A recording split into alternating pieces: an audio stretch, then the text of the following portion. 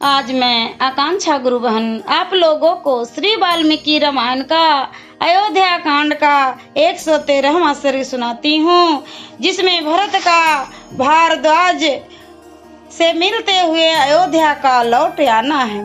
तदंतर श्री रामचंद्र जी दोनों चरण पादुकाओं को अपने मस्तक पर रखकर भरत शत्रुघ्न के साथ प्रसन्नता पूर्वक रथ पर बैठे। वशिष्ठ, वामदेव तथा दृढ़ता पूर्वक उत्तम व्रत का पालन करने वाले जावाली आदि सब मंत्री जो उत्तम मंत्रणा देने के कारण सम्मानित थे, आगे आगे चले। वे सब लोग चित्रकूट नामक महान पर्वत की परिक्रमा करते हुए परम रमणीय मंदाकिनी नदी को पार करके पूर्व दिशा की ओर प्रस्थित हुए। उस समय भरत अपनी सेना के साथ सहस्रों प्रकार के रमणीय धातुओं को देखते हुए चित्रकूट के किनारे से होकर निकले। चित्रकूट से थोड़ी ही दूर जाने पर भरत ने वह आश्रम देखा जहाँ मुनिवर भारद्वाज जी निवास करते थे। अपने कुल को आनंदित करने वाले पराक्रमी भरत महर्षि भारद्वाज के उस आश्रम पर पहुंचकर रथ से उतर पड़े और उन्होंने मुनि के चरणों में प्रणाम किया। उनके आने से महर्षि भारद्वाज को बड़ी प्रसन्नता हुई और उन्होंने भरत से पूछा, तात क्या तुम्हारा कार्य संपन्न हुआ? क्या श्री रामचंद्र जी से भेंट हुई? बुद्धिमान भारद्वाज के इस प्रकार पूछने पर धर्मवत्सल भरत ने उन्हें इस प्रकार उत्तर दिया, मुने भगवान श्री राम अपने पराक्रम पर दृढ़ रहने वाले हैं। मैंने उनसे बहुत प्रार्थना की, गुरुजी ने भी अनुरोध किया। तब उन्होंने अत्यंत प्रसन्न होकर गुरुदेव वशिष्ठ जी से इस प्रकार कहा, मैं 14 वर्षों तक वन में रहूं, इसके लिए मेरे पिताजी ने जो प्रतिज्ञा कर ली थी, उनकी उस प्रतिज्ञा का ही मैं यथार्थ रूप से पालन करूंगा।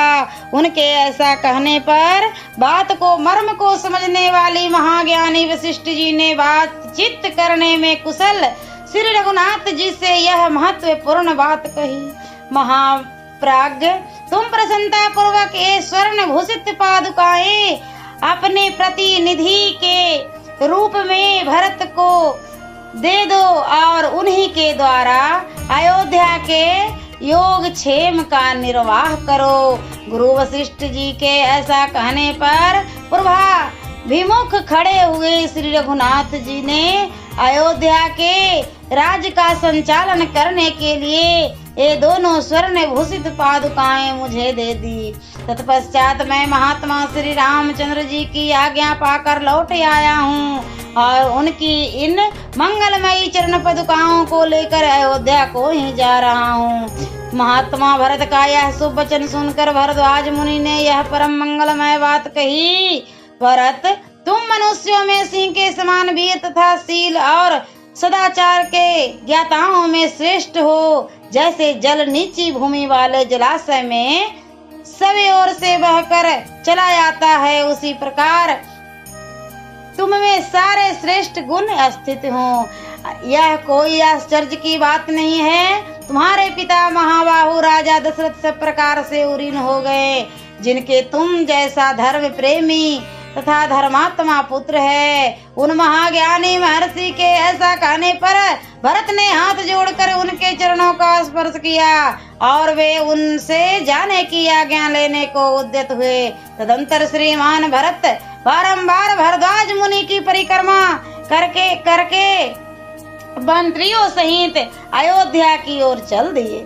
फिर वह विस्तृत सेना रथों, छकड़ों, घोड़ों और हाथियों के साथ भरत का अनुसरण करती हुई अयोध्या को लौटी। तत्पश्चात आगे जाकर उन सब लोगों ने तरंगमालाओं से सुशोभित दिव्य नदी यमुना को पार करके पुनः शुभ सलीला गंगा जी का दर्शन किया। फिर बंधु बांधवों और सैनिकों के साथ मनोहर जल से भरी हुई गंगा के भी पार होकर वे परम रमणीय रिंगवेरपुर में जा पहुँचे। रिंगवेरपुर से प्रस्थान करने पर उन्हें पुनः अयोध्यापुरी का दर्शन हुआ। जो उस समय पिता और दोनों भाई से विहीन थी। उसे देखकर भरत ने दुख से संतप्त हो सारथी से इस प्रकार कहा, सारथी सुमंत जी, देखिए अयोध्या की सारी शोभा नष्ट हो गई है, अतः यह पहले की भांति प्रकाशित नहीं होती है। इसका वह सुंदर रूप, वह आनंद जाता रहा। इस समय वह अत्यंत दीन और नीरव हो रही है। सियावरे रामचंद्र की जय।